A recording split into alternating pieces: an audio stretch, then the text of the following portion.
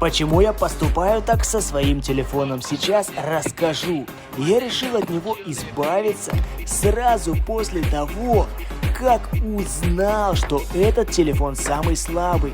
Я протестировал его в Телеграме в специальном боте, который измеряет мощность телефона. И мой телефон там действительно набрал самый маленький результат — 6000 зайцев. А твой телефон сколько там набирает? Напиши в комментарии.